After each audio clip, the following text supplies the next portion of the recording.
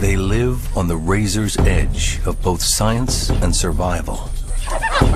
No lush tropical rainforest for these chimps, but the harsher landscape, where the forest gives way to patchy woodlands and sizzling savanna. It's a landscape much like the one where our earliest ancestors may have taken their first steps, literally, toward being human. And these chimps are doing remarkable things. Enjoying an afternoon dip, taking refuge in caves, and now hunting mammals with spears. What can they tell us about our origins and about ourselves? After the dramatic rescue of a kidnapped infant, anthropologist Jill Preetz and her groundbreaking chimps are rewriting the book on what it means to be an ape and what it means to be human.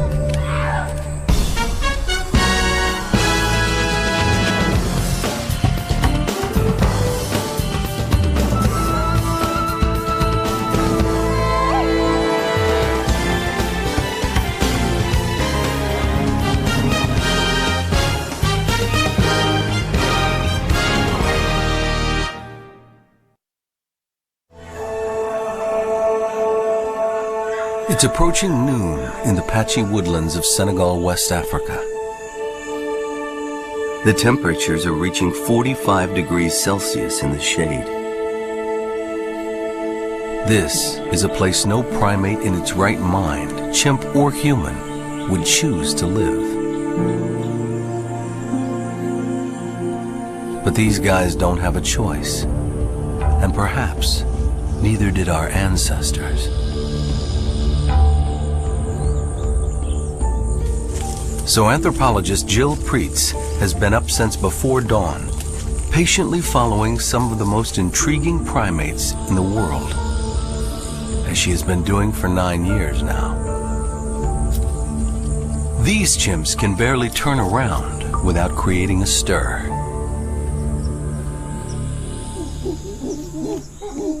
Well, the whole reason that I chose Fongoli as a study site is because it is so different from any other site where chimps have been habituated. You get tiny little patches of forest, so it's really woodland and grassland.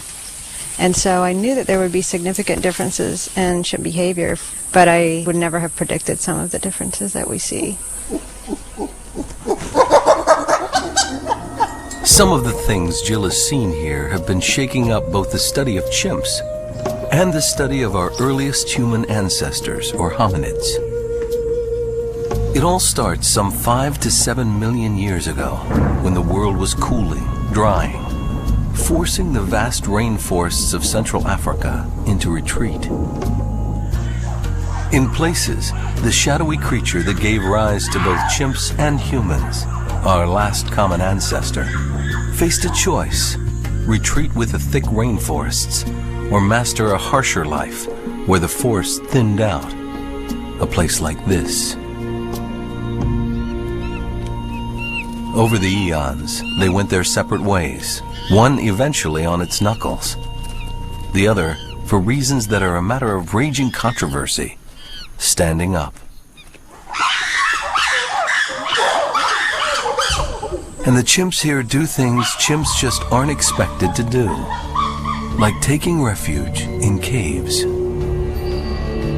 Only rarely have chimps been seen in caves, but here in Fongoli, it's a regular thing. It's about 6 degrees Celsius cooler than even in the shade of the woods. On the edge of survival, here in Fongoli, 6 degrees makes all the difference. You can tell a lot from sitting at the mouth of a cave about what's going on in the Fongoli chimp community at that time. You can predict that, for example, when the dominant male Yopokan comes, he's going to display until he gets himself a place in the cave, and you'll see huge fights where Lupin, who's an up-and-coming male, will do displays and actually throw something into the cave, and a number of males will come out.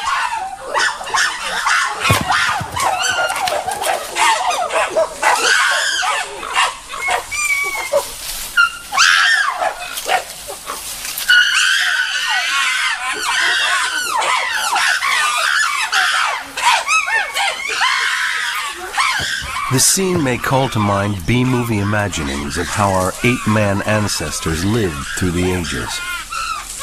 But there may be a serious lesson to be learned about ourselves here. It shows how significant the environment can be in terms of ape behavior in this type of environment.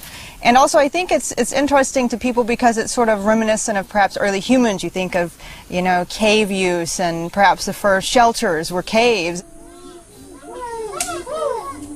With the commotion over, a mother and her daughter prepare for a siesta in the cave. That they are both alive and together is pretty much a miracle. Amy, about a year old now, plays with sticks while Mom Tia rests.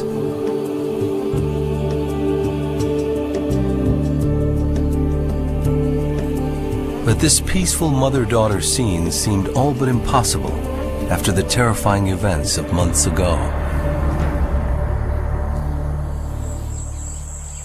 It all started at the beginning of 2009 with Jill's worst nightmare. Her project manager had spotted a baby chimp in the local town, perhaps destined for the pet trade. By the time a panicked Jill raced back to Fangoli from the US, her team had managed to convince the locals to give the baby back. Jill and the team were determined to reintroduce the baby to the wild. But that would only be possible if the mother was alive, and usually mothers are killed when babies are taken. Jill had to find the chimps, and fast. I was walking actually not far from here, and I didn't hear the chimps, but all of a sudden I saw a Karamoko walking across the road, and it was the greatest thing I could imagine. And so I radioed Johnny. I said, the chimps are here. And right after that I saw that Tia was there with no baby. It was only then that she knew the baby was Amy, and that there was real hope. They quickly retrieved the infant and headed back to the chimps. They placed the baby in a bag and carried her as close as they thought they could safely get to a fig tree where the chimps were feeding. Finally, a remarkable young orphan named Mike noticed them. Mike is very curious, and he likes to watch people, I think, more than some of the other chimps. And so he saw us, and he was watching us, and so we backed away, and the baby just sat in the bag. And then pretty soon, Mike comes up the hill, and he kind of stands up like chimps will do when they want the infant to come to them. And the baby it looked like the baby kind of leapt into his arms, and he grabbed her at the same time, and they came together. The baby gave out this little scream, I think, of excitement, really.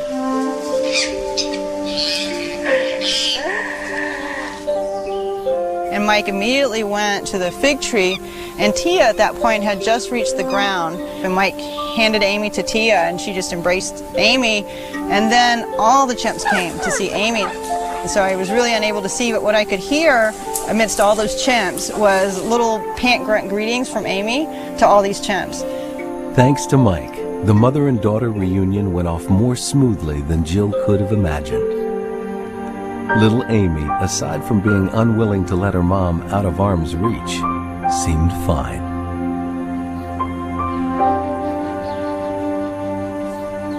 But that was just the beginning of the miracle. Tia, who had been injured in the incident, swatted miserably at her wounds and kept putting the baby down. And then, Mike came to the rescue once again. He started carrying the baby for Tia, and he did so for 2 days until Tia regained her strength. He was apparently acting altruistically, which is supposed to be a human trait. As far as we know, Mike's not related to Tia. I mean, that's just not something an unrelated adolescent male does. I think that on a number of levels, this incident with Mike And Tia and Amy is yet another reason that we should really reassess the way we define ourselves and how we separate ourselves from other animals. But this is only the beginning of how the Fongoli chimps have been redefining their species and ours. The rains are late this year, adding to the misery of chimps and humans alike.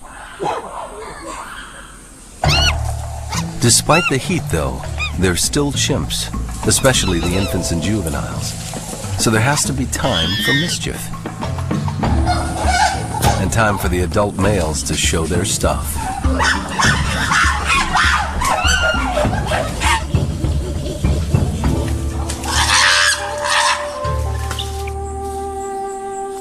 But it's Jill's female chimps who have really been stirring things up in the scientific community by knocking humans down yet another peg. They're hunting with spears. This is their prey. Bush babies are little primates that hunt by night, but retreat into the hollows of trees by day. And this is Tumbo, the rock star of spear hunting and the bush baby's nemesis. In 2007, Tumbo was caught on tape just after she had been stabbing a pointed stick into a hole in a tree. Then she sat down to enjoy a luscious meal of bush baby that she had killed with a weapon of her own making. It was a stunning moment. This is an amazingly significant event. The fact that chimps at Fongoli hunt with tools is just unique. I mean, we had never expected to see that with chimpanzees. In fact, that's something we've used to define our own species. Reaction to the news that chimps were hunting with tools generated tremendous excitement and some skepticism. The spear hunting in Fongoli is fascinating, and when I first heard it, I was intrigued. I mean, that is incredible to take tool use and have it be combined with hunting. Those are two very important aspects of human evolution. And before this discovery, this activity of using a tool to kill prey was seen as a uniquely human behavior and even one of the defining traits of humans. Others were not exactly sure how to interpret the behavior, though, and not convinced it is hunting. The probing is what happens when you see a hole and you put something into the hole to see what comes out. And chimpanzees do that everywhere. Hunting, I think of as they see a prey animal and then they go after it. For her part, Jill's observations lead her to believe this is clearly hunting, not strenuous probing. That's not what the chimps at Fongoli are doing. Most of the time what they're doing is really trying to incapacitate the prey. And so what you see is such a forceful jabbing motion that in fact I've described it as reminiscent of the shower scene in Psycho. Could this be how our earliest ancestors hunted? With wooden spears? Because wood rarely fossilizes, the chances of finding such relics are vanishingly small. And the idea that tool use could possibly go that far back is highly contentious. But Jill's chimps may give us a glimpse into that ancient past, some 5 to 7 million years ago. Proving beyond the shadow of a doubt that Jill's females are hunting is frustrating, though. Jill follows the males here, not wanting to habituate the females to human presence, for reasons frighteningly demonstrated by Amy's kidnapping. So she hasn't been able to capture a whole hunt on video yet. Of course, the chimps of Fongoli are blissfully unaware of the radical nature of their everyday lives.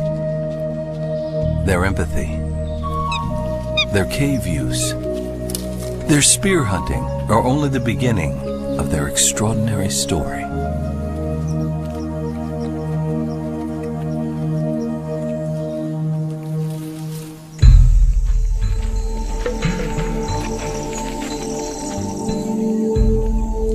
The morning in darkness, up before the chimps, and anxious not to be left behind as they awaken.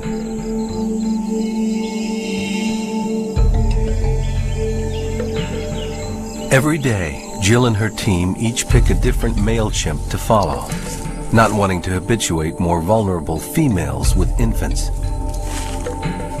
And since it's mainly the females that hunt, it's all the more remarkable that she and her team have now witnessed spear hunting 90-odd times. In a very exciting new twist, they've seen adolescents, even young males, starting to try their hand at it. Today, Jill is following Mike, the chimp hero in Tia and Amy's near tragedy. And she arrives just a hair too late to catch him in the act of spear hunting. But he's left behind a smoking gun, the spear itself, stuck in the hole of a tree. What has happened is that Mike has left his tool inconveniently stuck into the tree, and this happens, I think, like in 1 in 10 cases, it seems. And so Johnny's about to go up and retrieve it for me, because he's a master climber. Johnny Dondo Conte, Jill's project manager, is not only a master climber, he's a chimp observer of the first order. Eddie and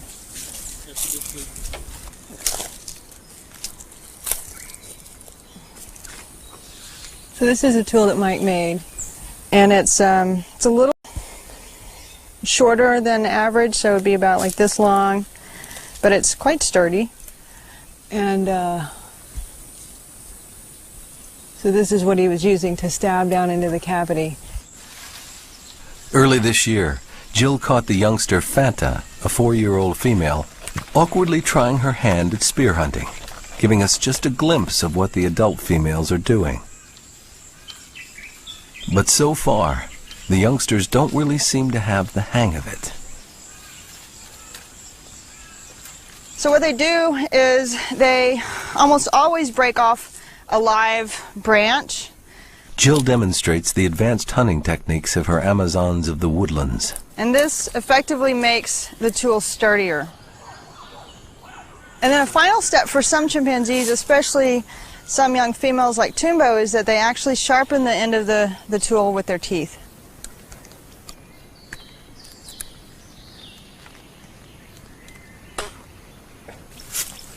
What the chimpanzee does then is that they take the tool and jab it repeatedly into the hollow.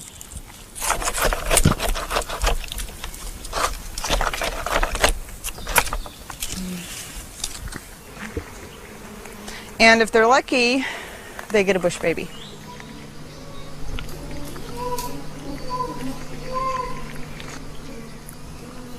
Sometimes, Jill stumbles upon what looks to be the scene of a crime. Today, it's a spear tipped with the fur of a potential victim. Oh, and it's got bush baby hair on the end of it. Yeah, just little tufts. And you can see that they modified the end of it as well. And further down the trail, more gruesome evidence of a killing. A bush baby jaw.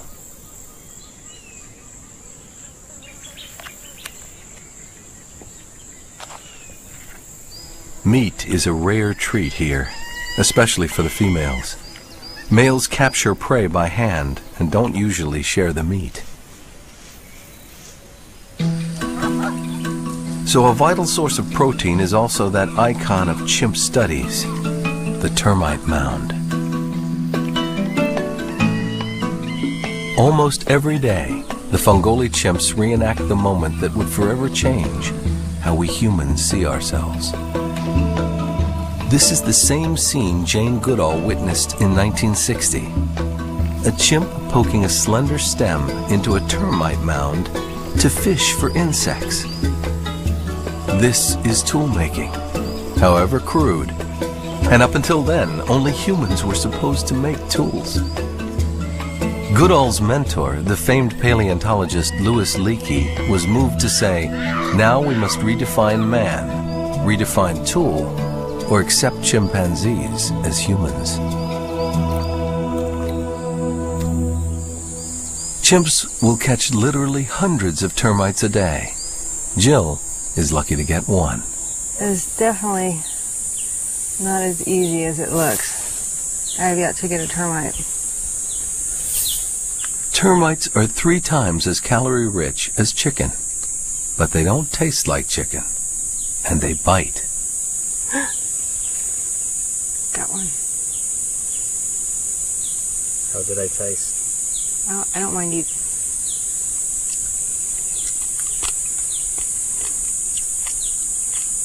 I just tasted like dirt. Like bad dirt. Wow, that was not good. That was really nasty. Baby Amy, fully recovered from her kidnapping, is only vaguely interested in the termite mound.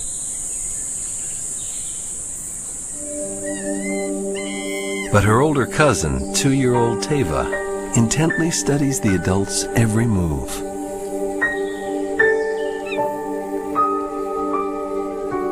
Although termite fishing is common among chimps, every group has its own tools and techniques.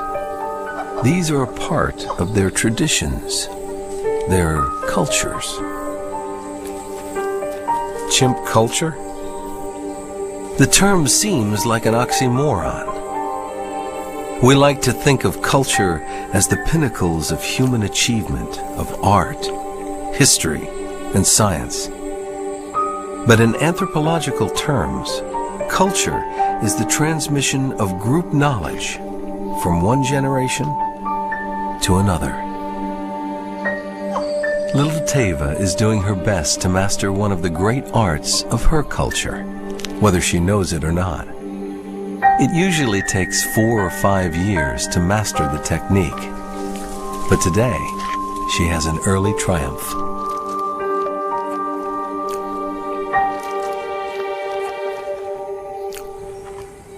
The idea of chimp culture, once radical, is now increasingly accepted among primatologists.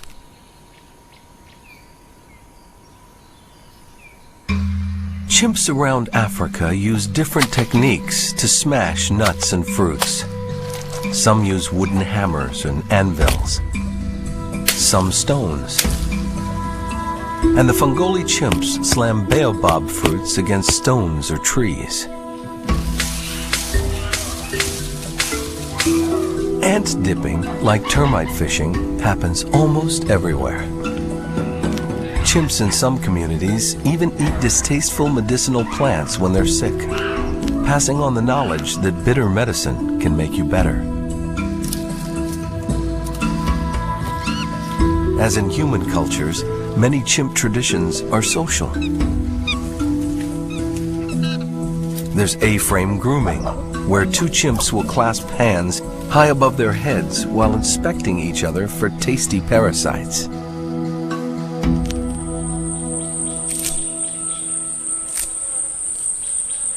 One of the most interesting and subtle things most chimps engage in is something called leaf clipping, biting off bits of leaves with a distinct popping sound to get each other's attention. But it means different things in different places. In some places, it's a come-on to the ladies. Here in Fungoli, it's a back-off to other males. Or a part of an exciting development in their lives, like a nice fruit tree. Right now they're sort of advertising themselves, but also just excited because they're starting to eat again. I mean, chimps get excited about everything. Here in Fungoli, leaf clipping among males leads inevitably to extravagant tantrums.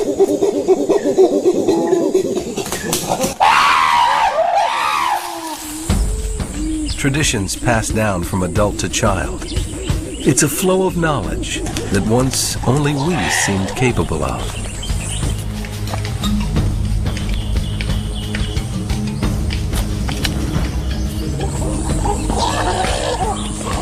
Until recently, though, no one had any idea just how many generations these startling cultural practices could go back among the chimps, especially tool use. For a long time, researchers assumed that chimps had learned how to use tools by watching humans. Then, in another part of Africa, researchers decided to do something radical conduct chimp archaeology, and that changed everything.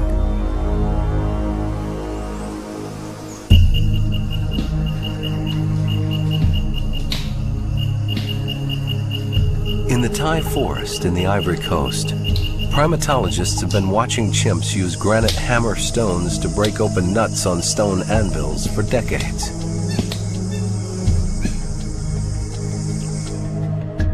Recently, primatologist Christophe Bosch and archaeologist Julio Mercader decided to start digging to see if they could find older nut-cracking tools. The first time archaeology had been applied to chimps, and they found what they were looking for in 4,300-year-old sediments. That's more than 200 generations of a chimp's Stone Age, meaning that chimpanzees couldn't have copied toolmaking from humans. There were no human settlements in the Thai forest that long ago. But some take this as evidence of a far more earth-shattering possibility. That stone tool use goes back at least as far as that critical moment when human and chimp ancestors parted ways.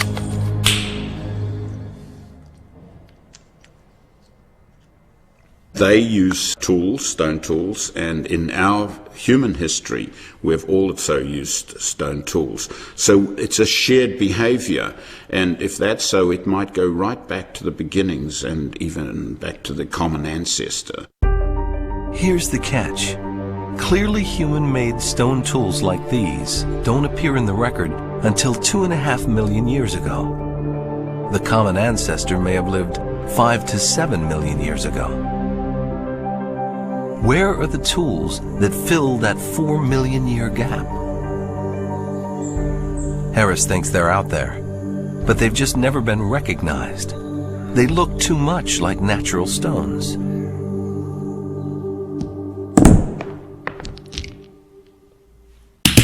So he's got his graduate students copying chimp tool use in the lab, hoping to create an instantly recognizable signature dividing tool from natural stone. And you can see very clearly that it leaves a pit or an indentation in that rock, and that's very different than the other parts of the surface of this rock in front of me. Once they've created this template of iconic tool use markings, they'll start searching in fossil beds where our earliest ancestors have been found, hoping to find the stones that will rewrite our earliest prehistory. This is such novel work. We're right at the, I was going to say the cutting edge. I should perhaps say the pounding edge of studies in this field. I'm convinced we're going to find these pounding tools. The notion that tool use goes back that far is catching on among scientists. One day, probably, we'll be able to find sites like the ones that Mercader analysed in West Africa, and that will be proof that the Australopithecines did use stone tools. Absolutely. Tool use goes back to the last common ancestor, I would say. Anthropologists Cricket Sands and David Morgan have spent a decade studying chimps in the remote Guologo Triangle in the Republic of Congo.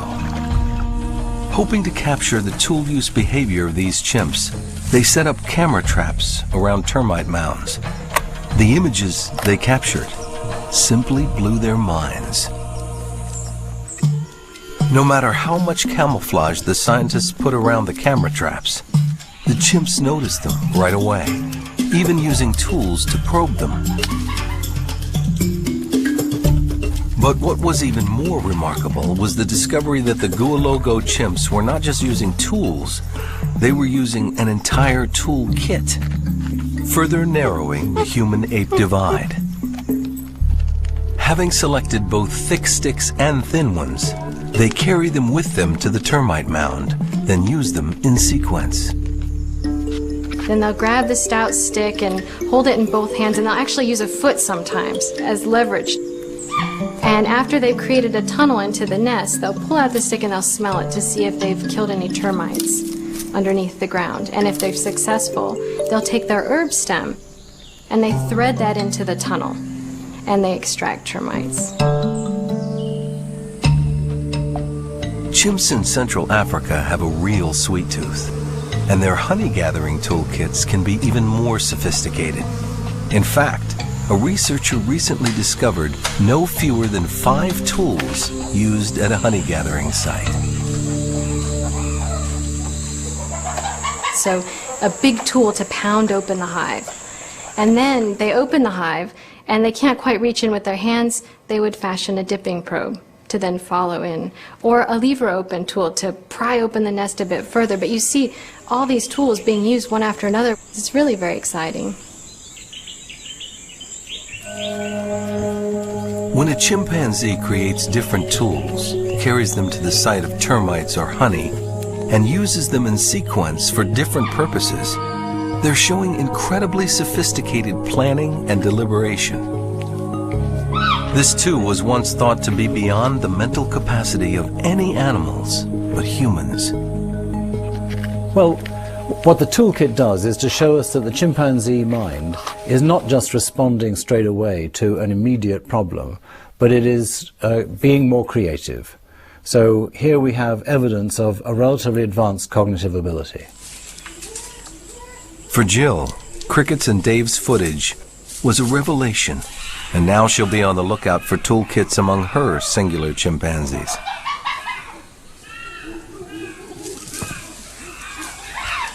But she still doesn't have the critical video of her chimp's most extraordinary tool making and tool use. A complete hunt. From the manufacture of a tool through the killing of the prey.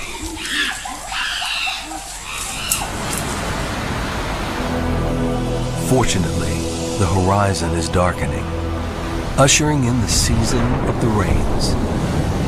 It is in the next few weeks that she'll have the best chance of capturing her chimp Amazons on the hunt.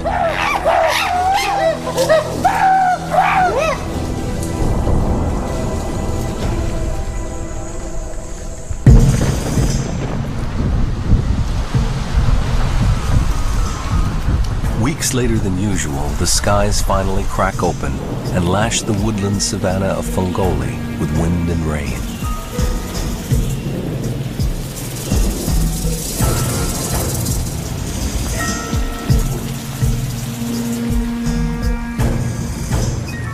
Water instantly changes the landscape, eliciting dormant green from the grasses and trees.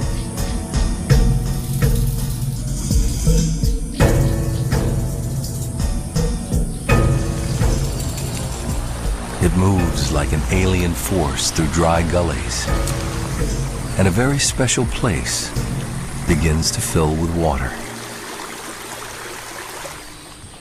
Jill has a good idea where the chimps might be headed today. After 6 months of blistering heat, everyone will be dying for a dip in the pool.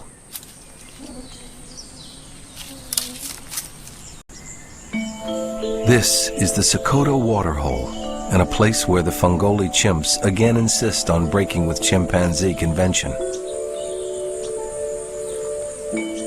First to arrive is a young male.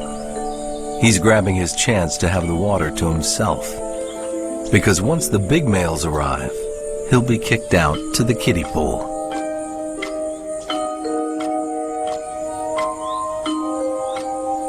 Everyone has his own approach to getting wet. There's the time-honored practice of dipping a toe in, of course. Chimps for a very long time were thought to be almost hydrophobic, afraid of water. And since we've been studying chimps for decades, we know that some chimps are not so afraid of water, but they don't like it. At Fungoli, they love water. Frito, an especially mischievous adolescent and a favorite of the researchers, simply adores it. Frito especially seems to be intent on getting into the water, and the adult males are not going to let him while they're there.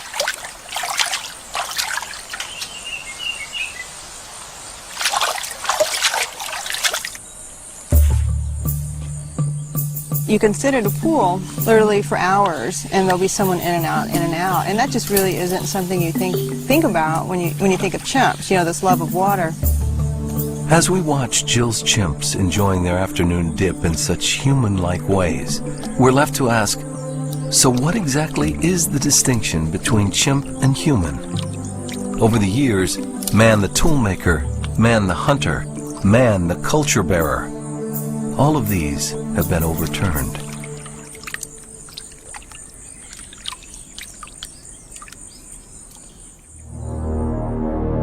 Man the thinker is another one. But our big brains came millions of years after we split from the other apes.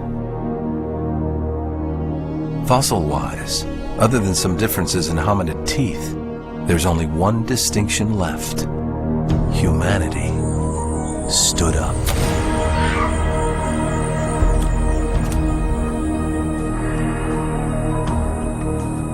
The early hominids, or Australopithecines, would probably have looked very much at home in a place like Fungoli.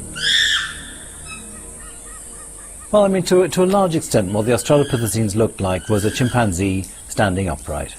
Their heads were a little bit different, their face was shorter, there were slight changes in limb proportions, but they were about the size of a chimpanzee, and if you saw a chimpanzee standing upright from a long way away, you could easily confuse it for an Australopithecine. But why stand up? The question that has plagued the study of human evolution for decades has exploded into multiple answers. There are a lot of theories. There are probably as many theories as there are paleoanthropologists to make theories. And that's one of the reasons the study of the Fungoli is important. It's that kind of setting in which our earliest human ancestors might have first walked on two legs and taken the initial steps towards being human. One of the first theories of bipedalism, that we stood up to see over the tall grasses of Serengeti-like plains in search of big game to hunt, has fallen by the wayside. Discoveries of very early hominids indicate that they were definitely not capable of bringing down large animals. And they lived in woodlands like Fungoli, not vast open savanna. Still, gathering food in a woodland means lots of traveling. Human walking is surprisingly efficient at slow speeds, certainly more so than the four-legged gaits of chimps or our last common ancestor. Standing up might simply have been about saving energy. Because so much bipedalism happens during male displays, some have proposed that it originated with social functions, to intimidate other males and even show off male assets to females.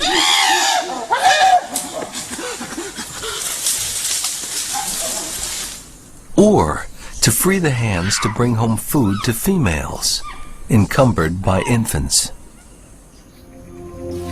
In Fungoli, Jill sees an awful lot of standing simply to reach up for food, both on the ground and in the low branches of trees.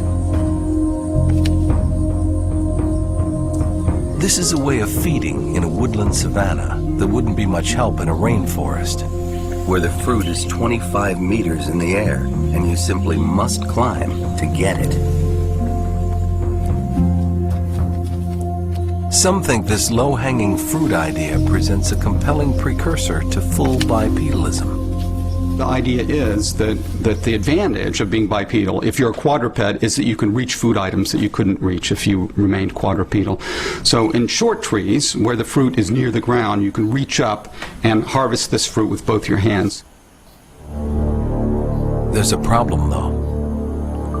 For millions of years, our first ancestors still had hands and shoulders suited to climbing trees.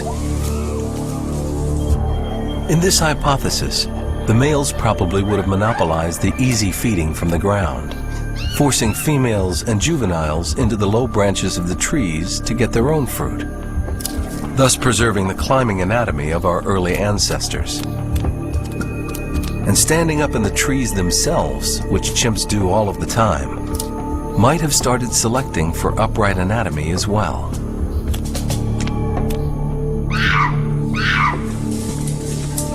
The matter is far from settled, however.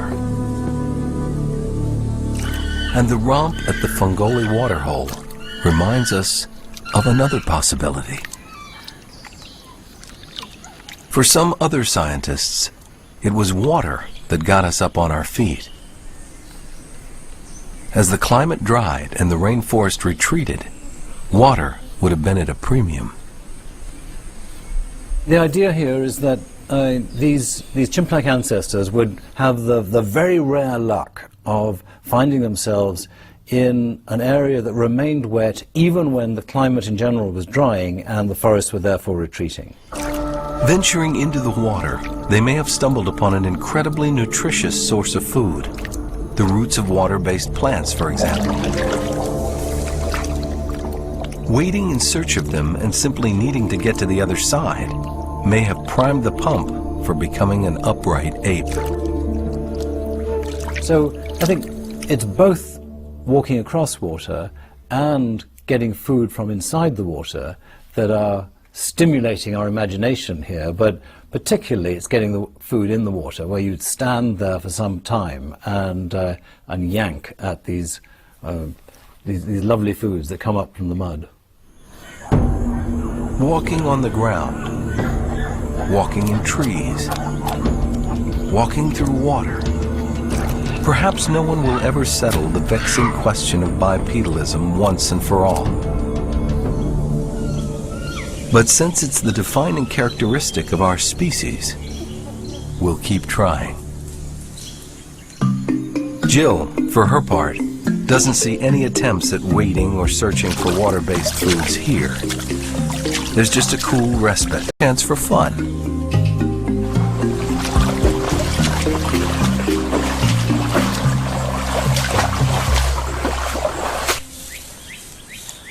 But not all is fun and games.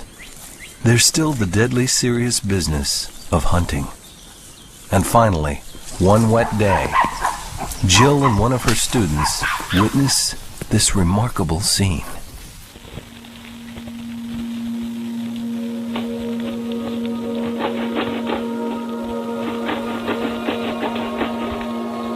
It's Bilbo, not an adult female, not an adolescent, but a 25-year-old male, unmistakably hunting. Again and again, he stabs at the hole with a stripped, sharpened stick, the violence of it reverberating through the forest.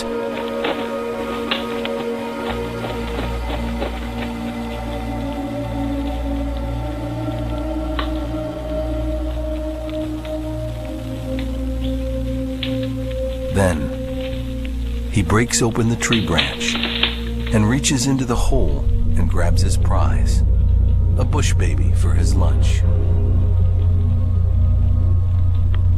The footage is shaky, but the intent is clear. This chimp is aiming to wound and kill with a weapon.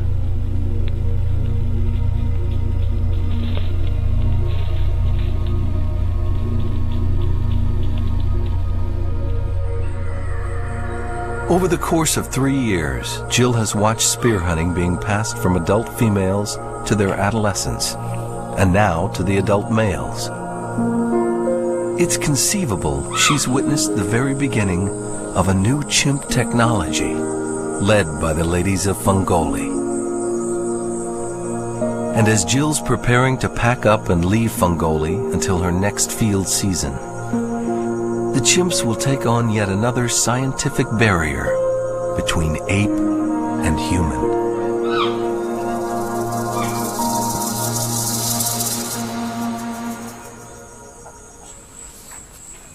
On one of Jill's last treks after the chimps, she stumbles across one of the most amazing dramas in her 9 years following the chimps here.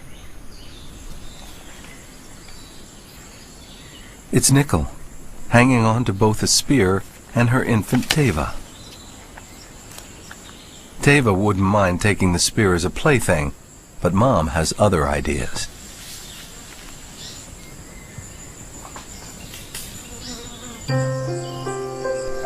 Mother Nickel takes a couple of stabs at a hole where she has clearly already been hunting, leaving other spears behind. Then she abandons the spear in the hollow and allows little Teva to take her place.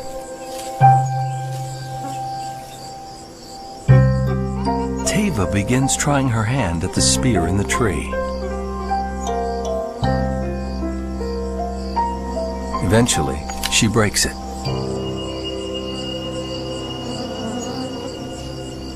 And then, stunningly, Nickel makes her another tool and tries to hand it down. Teva doesn't take it. So Nickel reaches down and puts it in the hole for future lessons. And sure enough, little Teva is soon back at it, this time fashioning a spear of her own. Is Nickel actively teaching Teva how to hunt? Right now, they're on the razor's edge of chimp science. Humans are supposed to be the only ones who actively teach. Chimp babies are supposed to learn only through imitation.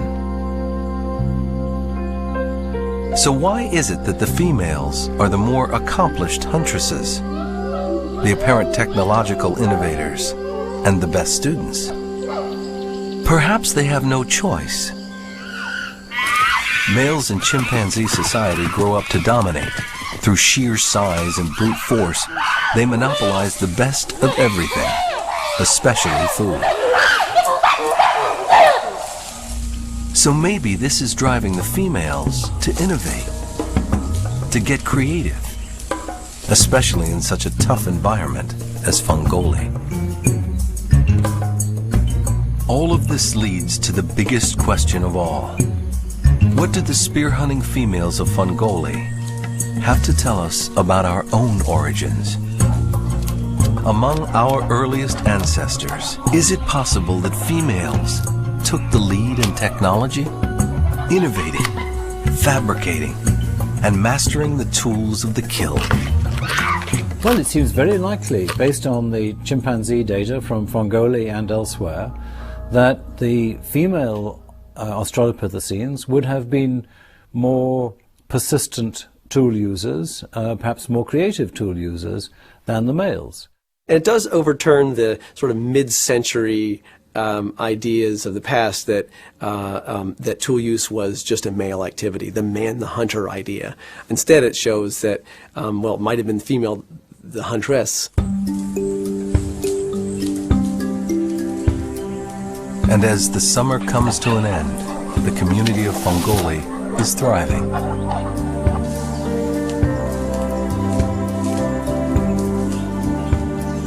Young water-loving Frito is up to his old tricks. Mike, though, is now approaching the brink of adulthood and showing all the signs of wanting to be a big man.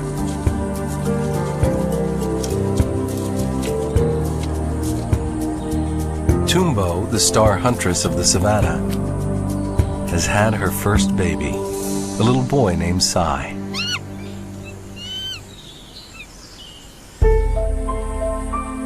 And against all odds, little Amy is thriving after her kidnapping and rescue. She and her mother are inseparable. For all of the scientific breakthroughs that have occurred here, it is that rescue that will be the most seared into Jill's memory. I really don't think that anything that ever comes out of Fungoli will be as satisfying to me as that moment when we were able to bring that baby back to her mother. So for the year, that would be the high point for me, probably for my life. As Jill's field season comes to an end, the chimps of Fungoli carry on breaking down barriers, oblivious to their pioneering ways. Where will the chimps of Fungoli lead us next? Will they continue to take Jill to the precipice between ape and human? One thing is for sure. They have much left to tell Jill, and leave us with many questions that we must ask ourselves.